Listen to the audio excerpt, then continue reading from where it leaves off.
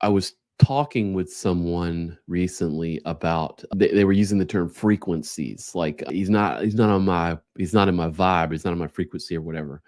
And then someone else, like on the same day, sent me this, and I thought it was serendipitous that one person had used the term frequency, and then this post, because we were talking about fear. And I've interviewed Tony Blauer, who's the no fear, no, like, not no fear, like don't have fear, but like know it and work with it and control it. The fear guy. He also has the fuck fear t-shirt and stuff. But anyway, he's like a self-defense instructor, and he talks about fear a lot, and he studies it and really gets deep into it. And I thought this one was pretty cool because this is the angry therapist. And again, I started to say that, but I've followed this guy for a long time. He's recently written a book, but I've kind of followed this guy's Instagram career from nothing to posting, and he's a legit therapist. But let's look at two common frequencies people live on. Fear. People who are afraid, it's their automatic default to scan an alert of all things that can go wrong. Afraid of being themselves, expressing themselves, intimacy failure, blah, blah, blah. So the result is they limit and lock their potential as a friend, a lover, athlete, son, daughter, parent, artist, human. So they're afraid. They sort of live their life worrying. They're a worrier. They're thinking about external factors and things. So there's that. And then he's got this other, he's got a lot there.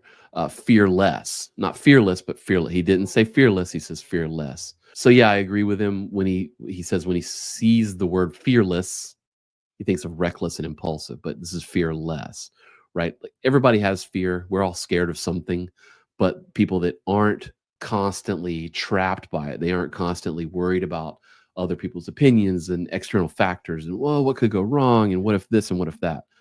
They're the people who aren't necessarily afraid of failure. They're looking at it in terms of, yeah, I failed, but it's part of the life lesson. And I forget, there's some other guy on a podcast somewhere that calls it a tuition payment. So failure is like your tuition payment, right? And I like that. I think that's a really good way. I'll put this whole post in the put this whole link in the post.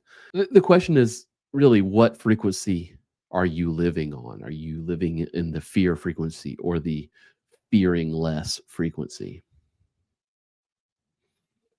I think a lot of people, and he gets a lot of interactions over here in the comments, and they're worth studying too, just seeing what people say. But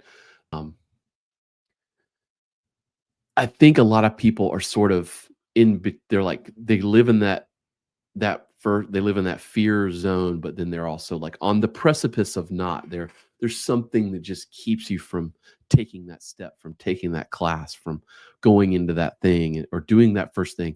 And usually it is around this idea of worrying about other people's opinions of you and their judgment of you. And that's sort of, I think, where we need to focus our growth. We need to focus the things that we're working on. We need to kind of zone in on what we think other people think of. I see it in my martial arts classes. I see it a lot in the classes I teach, where there's a bit of a performance aspect to what we're doing, and people will sort of start doing something and make a mistake, and then in the middle of doing it, want to like talk about why they're making the mistake and immediately make excuses instead of simply correcting it and moving on or restarting or whatever.